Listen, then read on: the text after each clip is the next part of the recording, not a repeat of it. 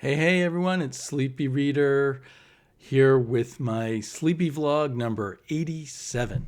I'm going to open a beer. In a lot of my videos, I'm drinking something that people assume is a beer, but it's not. It's either, sometimes I drink a bottle of kombucha, and sometimes I'm drinking this fizzy water that's flavored with hops that's made by Lagunitas. So that's more of what I've been drinking lately than alcoholic beer. But this time I'm going to have some alcohol. I went as Fred Flintstone at Thanksgiving. All we did is walk around. Thanksgiving, what am I saying? Halloween. Yes, I'm going senile. All we did is walk around a number of blocks, look for houses with decorations. Our intention was just to look at the decorations, but some of them had bowls of candy out or candy up on little clotheslines and stuff. So my daughter got a little bit of candy. She wasn't too enthusiastic about it. We didn't last too long. I would have liked to have gone further myself. So not only do I have my Fred Flintstone water buffalo hat, I also have a Fred Flintstone prehistoric dress or whatever it is, Fred Flintstone. So that's my Halloween, and I just don't want to let go of it. But I guess I should take this hat off and return to normal. A sleepy vlog. I don't do them so often anymore. So sleepy vlog is just where I ramble about a lot of different subjects together, and they may or may not fit together, but I just ramble. And some of that will be about comics, and some of that will be about other things in my reading life and other parts of life, if I choose, which I think I probably will this time. So first off, I wanted to show some pulpy science fiction, especially because Travis of Comics with Bueller, last time I was at his house, gave me these amazing old pulp magazines. This one is from September 1951. You don't see these that often, at least around here. So I really appreciated that he realized I would like these kinds of things, and he had some lying around, and he just gave them to me. And I'm not sure their value. Usually the ones I buy are $10 to $20, but these may or may not be worth more or less. So it doesn't really matter what their value is in terms of my appreciation of them, because when I can find them, I love having them. And so it was really nice of Bueller or Travis to give them to me. He said they weren't of interest to him. This is weird. It looks like, is this like a Christmas cover? They're very fragile, and we think that paper in old comics is cheap. The paper in old pulps is really cheap. It's even grittier, pulpier paper. Let's see. I thought there'd be illustrations here. Most old pulp, yeah, there we go. Do they credit the illustrator? That's kind of a cool illustration. It's not Virgil Finlay, is it? I'm trying to see a signature or anything. I don't see one. Let's see if I can. It's hard even to flip these pages because they're unevenly cut or unevenly worn. Mission Accomplished by Robert Moore Williams. I don't know that author. But here, Walter M. Miller, the author of the famous Canticle for Leibowitz, has a dark benediction story in here. Those who had it wanted more. Those who didn't have it feared it. What was the plague, curse or blessing? I believe that his Canticle for Leibowitz appeared as a series of novellas in fantasy and science fiction. I don't think this is related to it, but it looks like, a future story with religious overtones. So that's interesting that he was doing that in other places. Let's see if I can find any more illustrations, since I'm all about the visual. There we go. By another author I never heard of, John McGreevy, The Cat's Paw. So I think the interior illustrations of Pulps gave artists another foot in the door of professional illustration, excuse me, and maybe a place to go for comic book artists sometimes when they did not have enough work. Because I know that Wally Wood for a while illustrated in Pulp Magazines, probably later than this. Mission Accomplished. Did I already show that?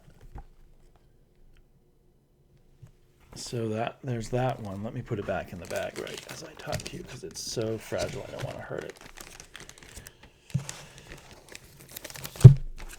it. Travis gave me 3 of these. Startling Stories and What Mad Universe by Frederick Brown. That's a very famous one. And Tetrahedra of Space by R. Schiller Miller. R. Schiller Miller, if that's the correct pronunciation, was once fairly well known in the world of pulps, but I think he's pretty forgotten. I like that cover. This is in Mylar. I forgot that Travis gave me stuff in Mylar. So I'm going to look in this too. This one is even older. It's from 1946? 1946. 1948, sorry. It's hard to see through the bag. It looks like someone tried taping it up here. I really don't know what the collectible market for pulps is at this point. I used to see them advertised a lot when I was a kid, looking through things like the Comics Buyer's Guide and other fanzines. There was a much stronger connection between pulp collecting and comic collecting. Oh, look, there's a comic. It's an ad for Gillette razors. Oh, and there's the illustration for What Mad Universe.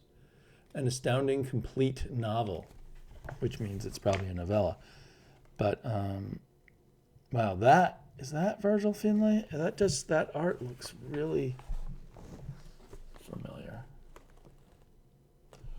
I'm trying to remember the names of some of the other top illustrators in science fiction at the time. Oh, this is definitely Virgil Finlay. And it's a John D. MacDonald, later known for his, is it Travis McGee? Or what was his main character in pulpy detective novels or mystery novels? But he wrote science fiction at some point. I guess, back then, people tried a lot of different genres.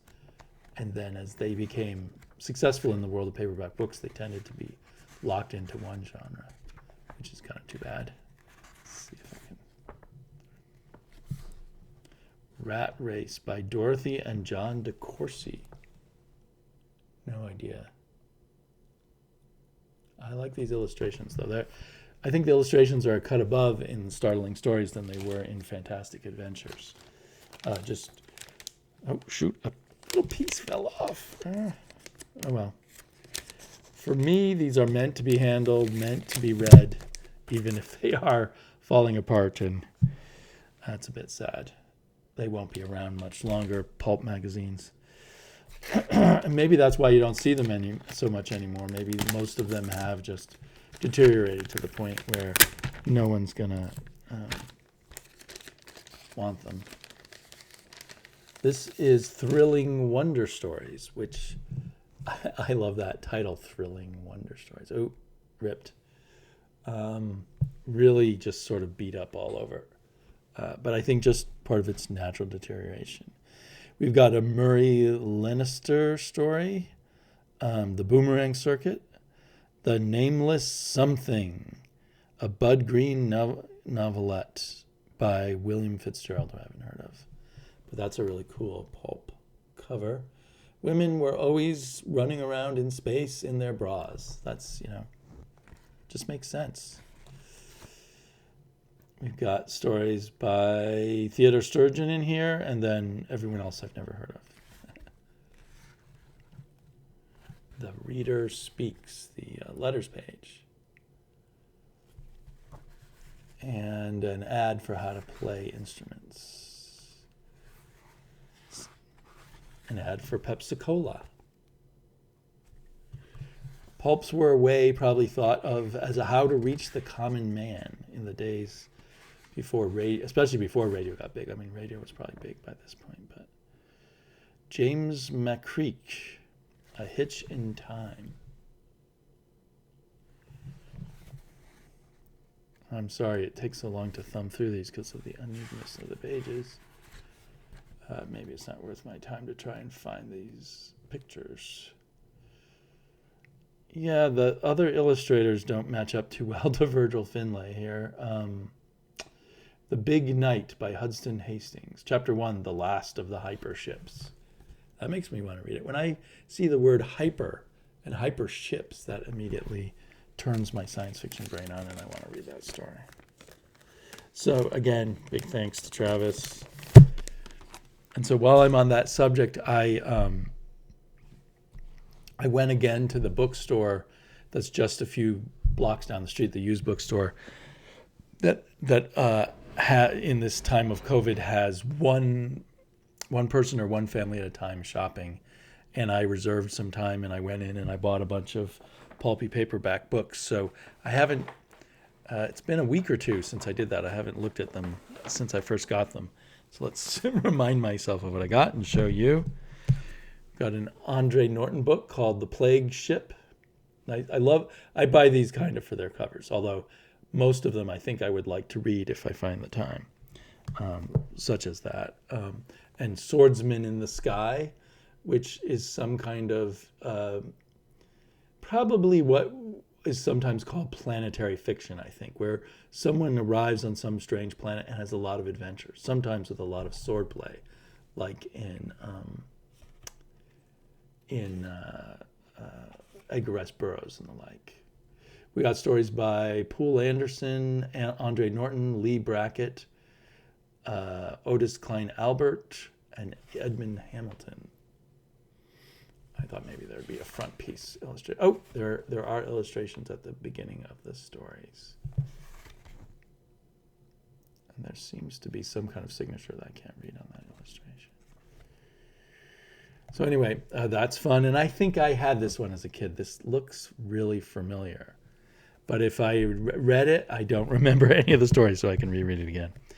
This one had a super cool cover, so I just had to get it.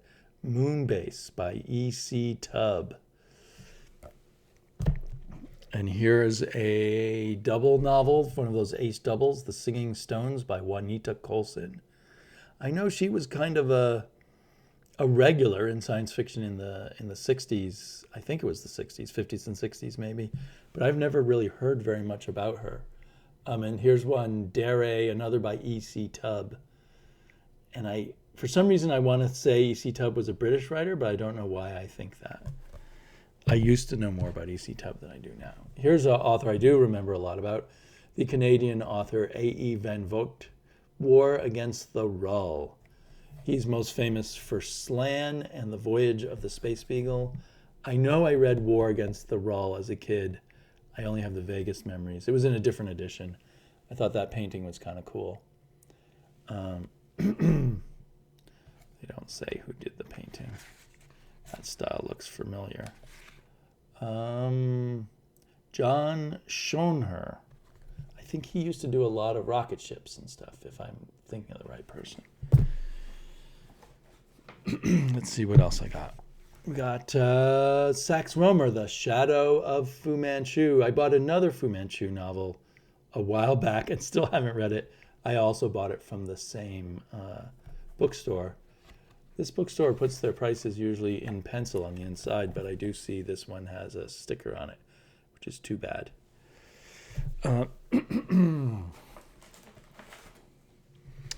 Here we have another double novel of the Ace Double period.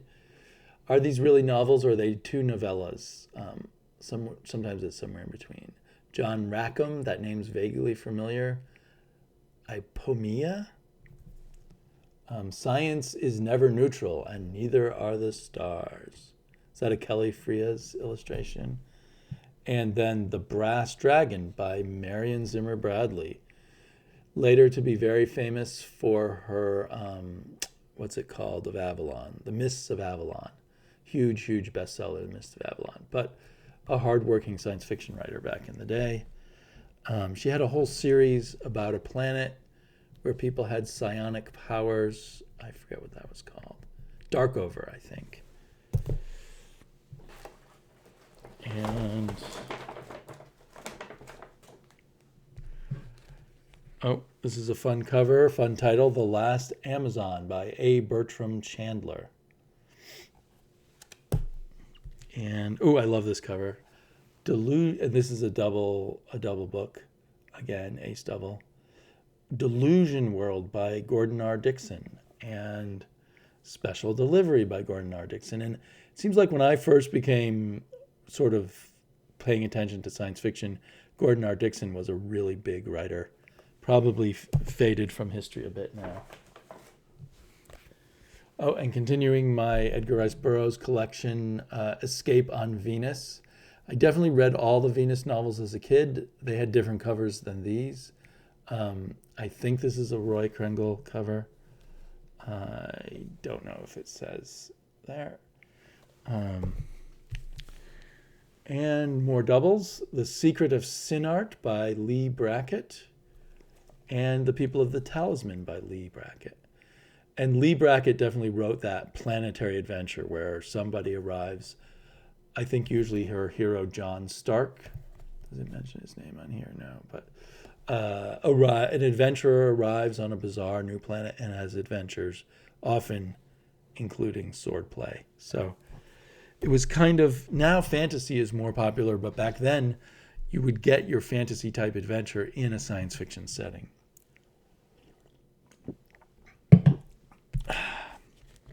Okay.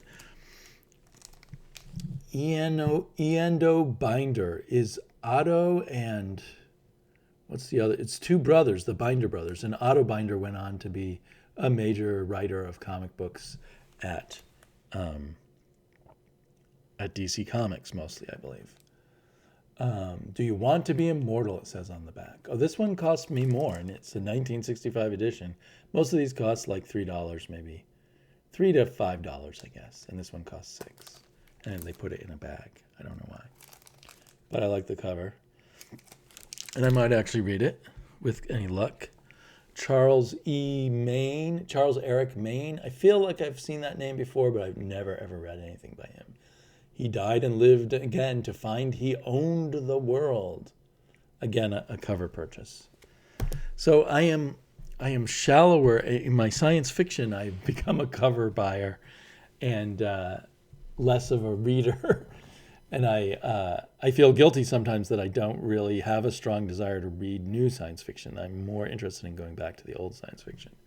But in comic books, I'm all about keeping up with what's going on in the world of comics and seeing what's going on. And you might blame that on the fact that I wrote some science fiction back years back, and maybe that makes it harder for me to read the new science fiction, or maybe it's just age. You know, most people start wanting to just read the old stuff from their youth. But that doesn't explain why I'm not that way with comics. The Star Magicians, so another double, Lynn Carter, Star Magicians, and John Baxter, The Off-Worlders. I mean, if I had all the time in the world, I'd probably try reading every one of these, and maybe eventually I will. And finally, well, not quite finally, but she gave me these Galaxy magazines for free. I'm not sure why. She was charging $2 for them, the woman who runs the store.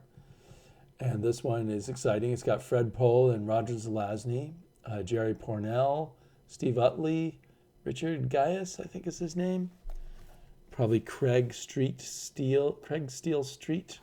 I believe he was an American Indian writer.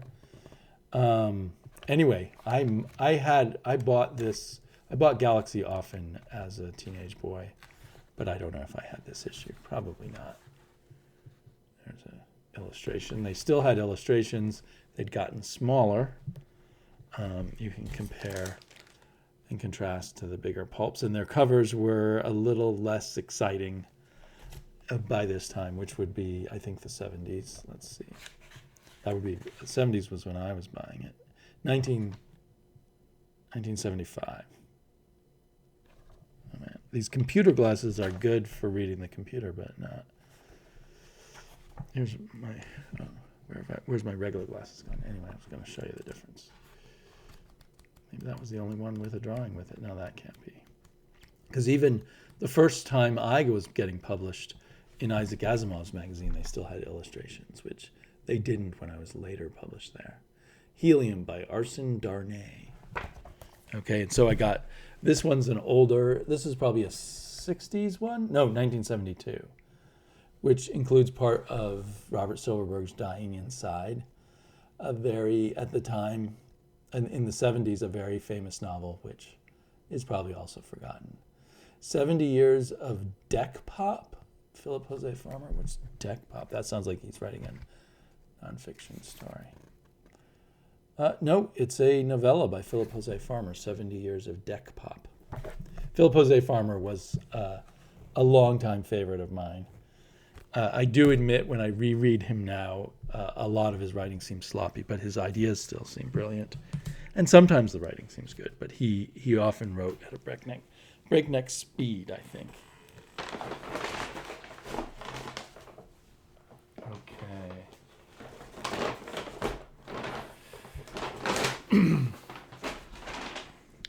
So I also recently got this issue of Back Issue, superhero romance issue. It's straight. You'd think this would come out in February, but it came out in October or November. It's a November 2020 issue. So speaking of comic books, I also get in the mail frequently, but at random times, these Heritage catalogs, because I've spent a good chunk of money at Heritage buying original art.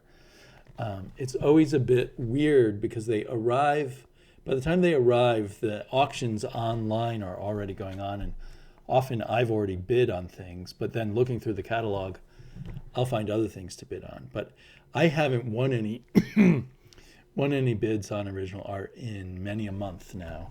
And it feels to me, it's hard to tell because each item is individual, right? But it feels to me like the prices of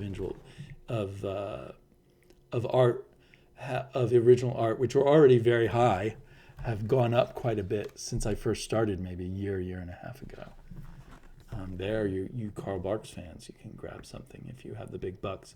I think I looked at the Carl Barks things, and it was still like 13 or 14 days into the bidding, and I might be remembering wrong, but I feel like they were already up to about $10,000 a page.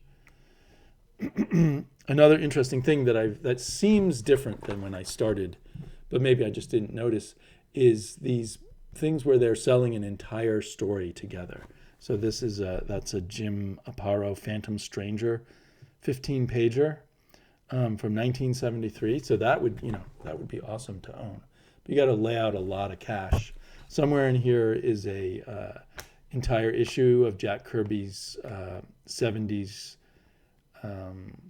Captain America, which I think last I looked was already past the $30,000 mark. But that's probably, if it only went that far, would be a good deal for Jack Kirby original art. But I'm sure it'll go much higher, with 14 or 15 days left to the bidding. So I think that receiving these catalogs is kind of a remnant of the past. Sometime in the past, before online bidding, you would look through the catalog, and then you would, I guess, either phone them up or you would go in person to when the live auction was happening. So most of these go on to a live auction after the 20 or 24 days of what's this? This is a Complete Adventures into Darkness 7-page story by Rocco Mosterio. Somewhere in here was some Robert Crumb. I'm kind of curious what that stuff will go for. I don't see it right now. One thing I would have loved to get, but it's already beyond my price range, is this page from the first Gil Kane and Roy Thomas Warlock story with the High Evolutionary. That was one of my favorite comics as a kid. There's also a splash page in here somewhere from the very first comic I remember buying, The Avengers, 92 or 93. Oh, there's a bunch of Robert Crumb. So anyway, I'm starting to feel a little discouraged. I thought I was willing to lay out quite a lot of money, but the prices seem to be stretching out of my reach at the moment.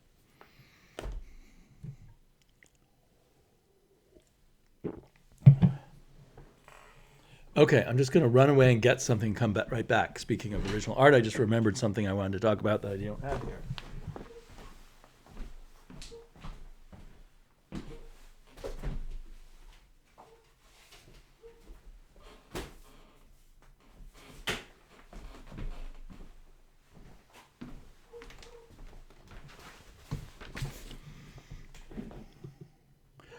On Twitter, I follow a up-and-coming artist named Robert Ahmed, and I hope I got that right.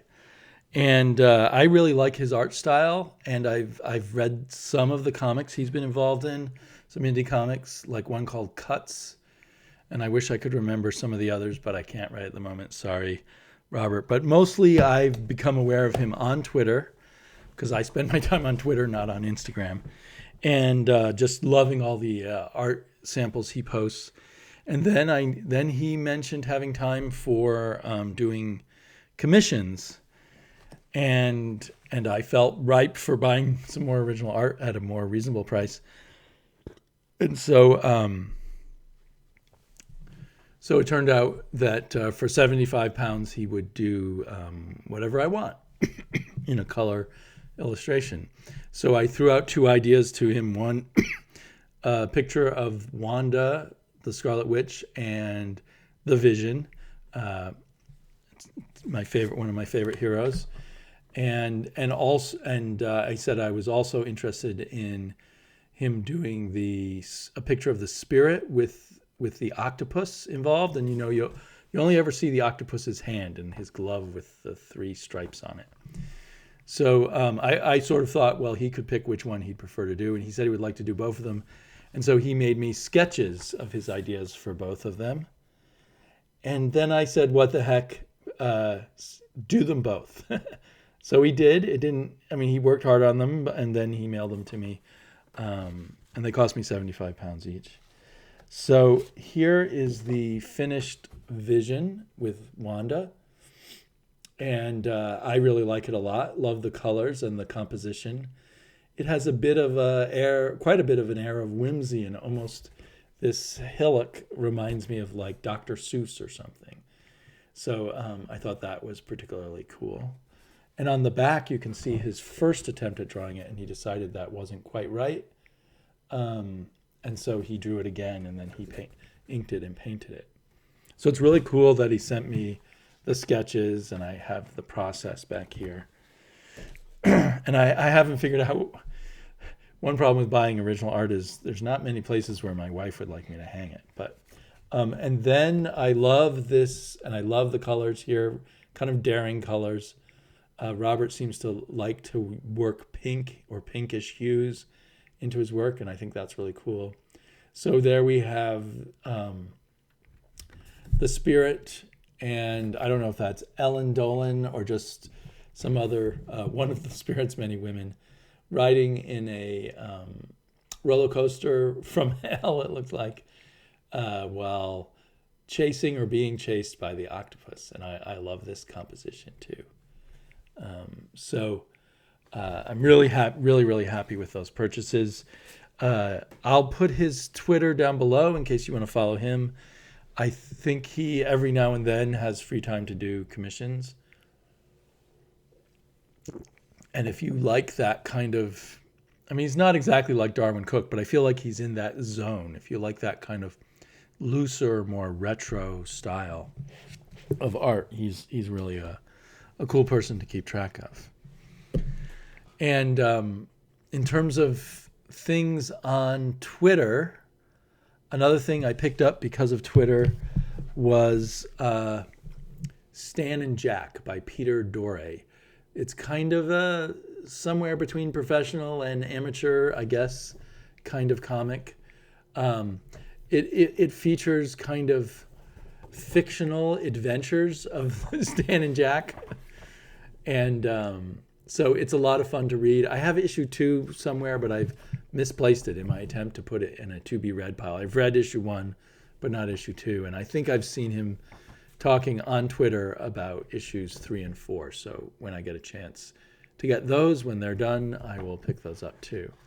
That was a lot of fun. So yeah, even though I know Instagram's the hot place to be, I have trouble with Instagram. So it doesn't click with me. So luckily some people are still on Twitter and some cool artists.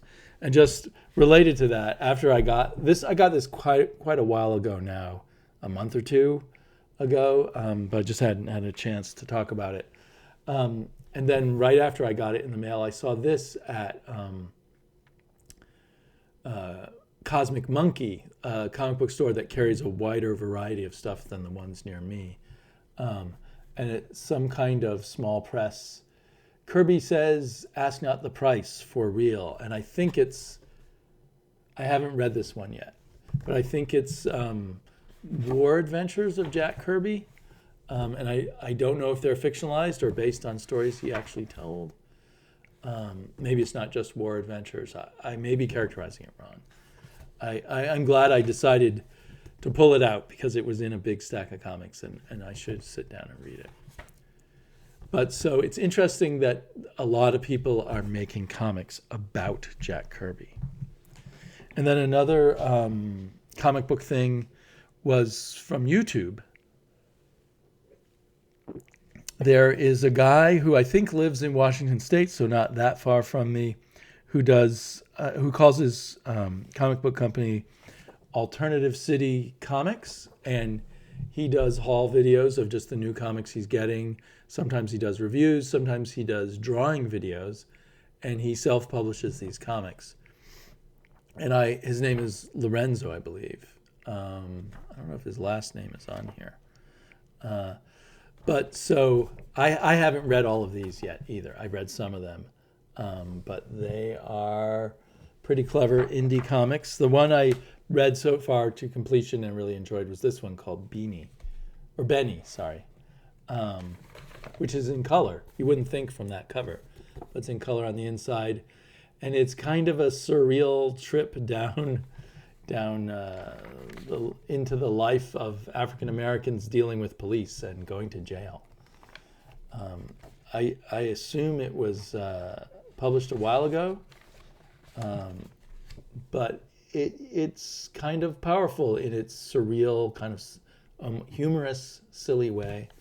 And so I really like that. So I look forward to reading the rest of his comics that I ordered. I got an issue of Alternative City and an issue of Complicated Hair. The style seems a little different in each comic. Oh, and here's another issue of Complicated Hair. And then, so I'll put a link to Lorenzo's video channel down below.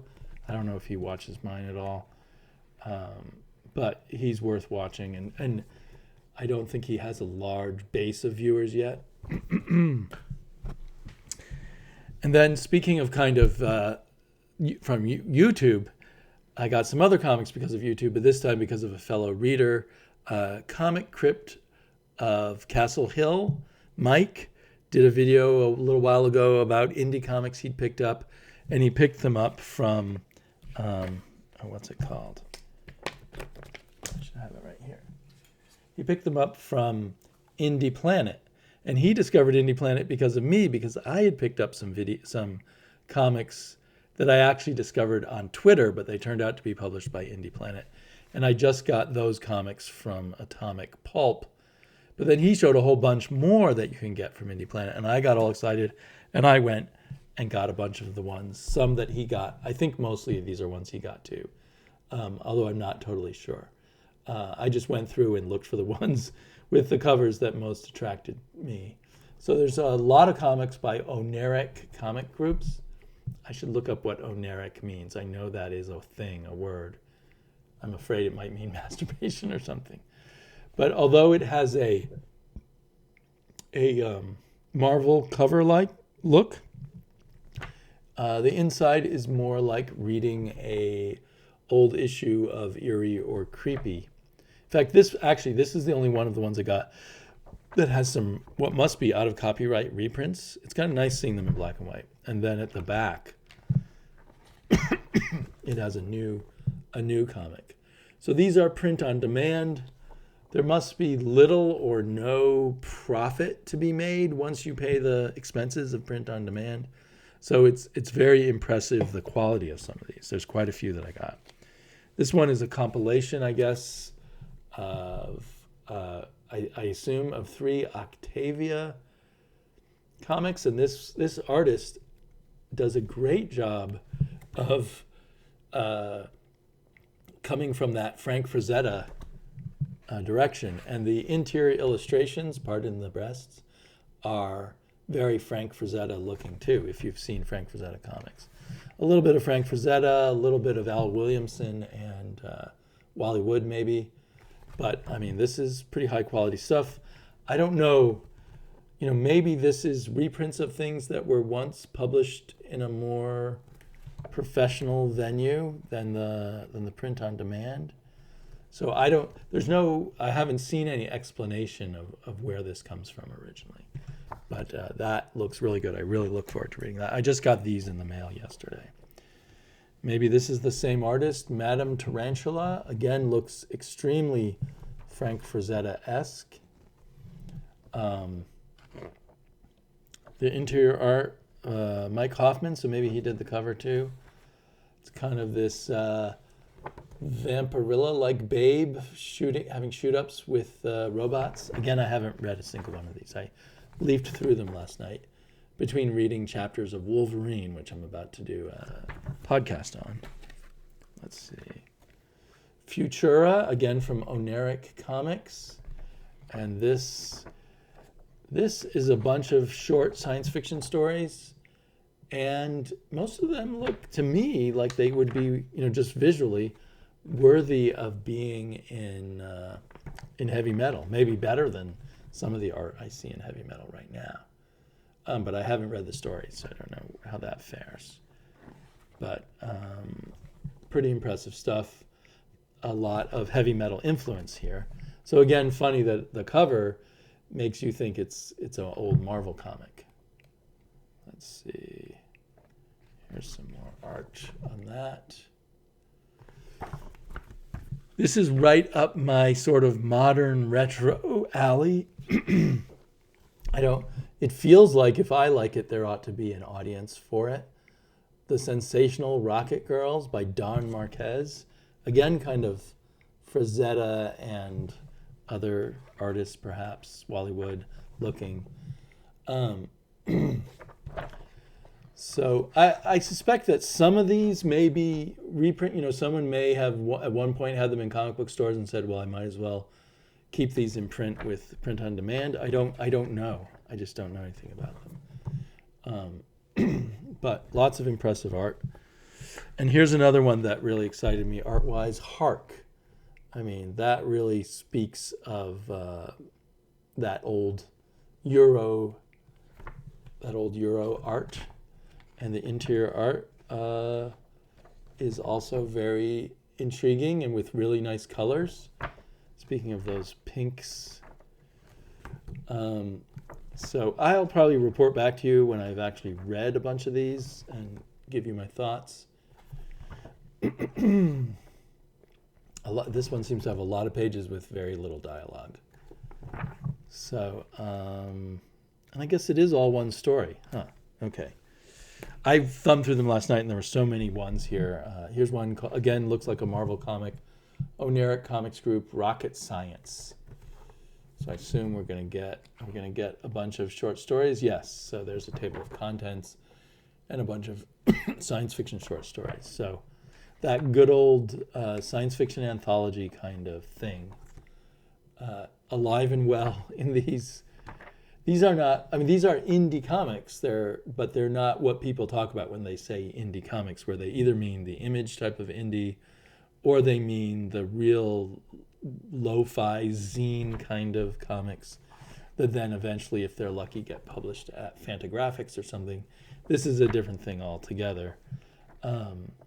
It's like fans of comics of the past getting their art up to a level that's pretty damn impressive. So yeah, I'm not sure. I'm kind of in shock at all of this, and I was expecting a lot worse art.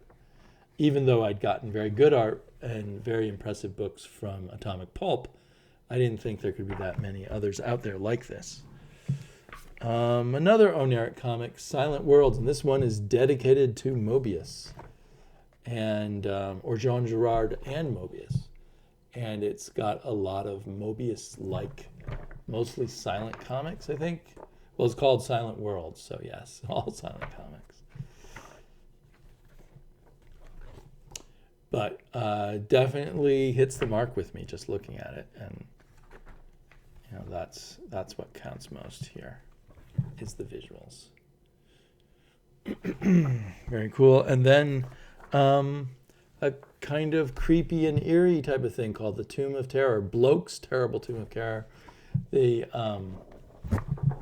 instead of Uncle Creepy, it's this guy Bloke, and it's overall pretty credible looking. Again, I haven't read it, but it seems fairly worthy in the post EC, post creepy and eerie kind of thing. I should go a little quicker. Tomb of Terror, that one's number 11. So I think I got 9 or 10, 11, and 12, or 11, 12, and 13. So this one is number 10. So some pretty impressive talent out there that we just don't normally see in the comic book stores. But to me, these guys seem very much capable. It could fool me into thinking they were professional artists. And maybe they are. Maybe they are professional in some sense, or in some other fields. So there you go. I had even more stuff I was going to talk about, but I think I'm going to stop there because, as usual, gone twice as long as I thought I would. I thought I could pack way more into a short period of time. I will say, you know what? I'm not going to stop yet. A little bit on politics, because I see all these headlines about crazy Portland, Oregon, where I live, because we passed 2 drug laws. One, which I voted against, was to legalize psilocybin as a therapeutic drug. So to be used in some kind of therapy center, because apparently, I did not research this enough, which is why I voted against it, because I felt like, well, if I don't know enough about it, I don't know if it's a good idea or not.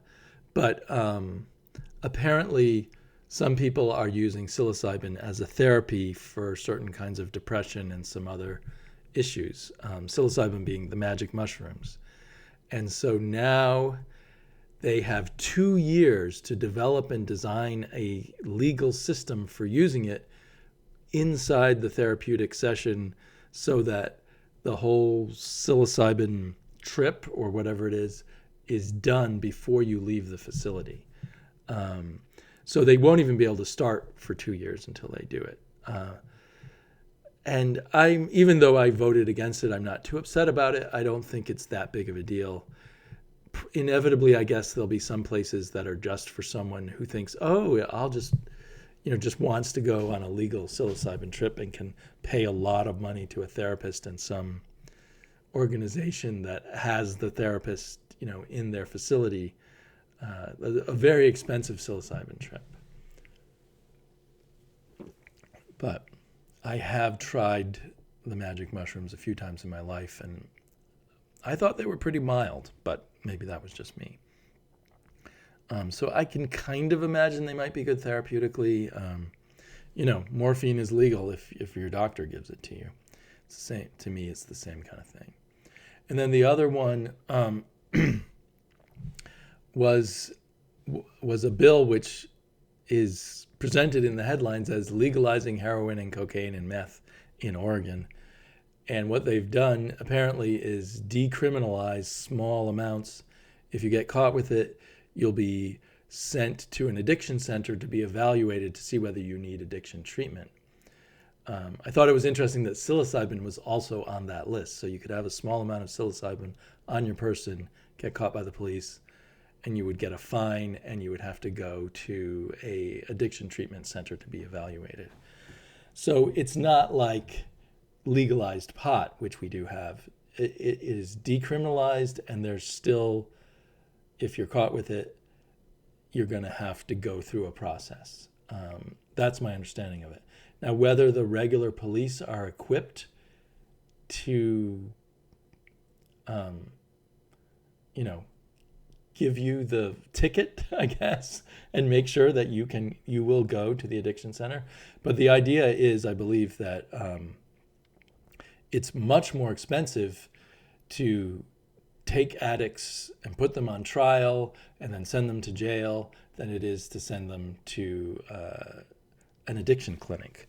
And much more fair, because let's face it, if I got caught with some cocaine, I would probably be, because I'm a white male and I can afford a good lawyer, I would be sent to an addiction center anyway. So it's kind of an equalization, I think, is the idea there. But the weird thing on it, and I'm kind of pissed, is I didn't know I'd voted on that. There was a measure that would take more of the taxes from the legalized marijuana, the marijuana tax, and apply it to addiction programs. And that's what I voted yes on. And it turns out that buried within there was the decriminalization of all those drugs. Now, I would have voted yes on it anyway, I think. But I don't like that they kind of buried it. So I voted for more. What I thought I voted for was more funds for addiction treatment plans. And that's great. Get more people out of their addictions is better for our society. And so it makes sense that they would latch on decriminalizing drugs so you can get more people into the addiction centers. So I don't know. Some people may still think, oh, that's so radical and awful. But I think if you, put it into perspective, it's not like, just like there aren't riots all over Portland, the way people seem to think, it's not like people are going to come to Oregon and just do all the drugs they want to whenever they want to. And certainly if you're a drug addict and then you commit other crimes, you're going to go to jail for the other crimes, as far as I know. So on that note, getting political, I'll talk to you all later. Bye-bye.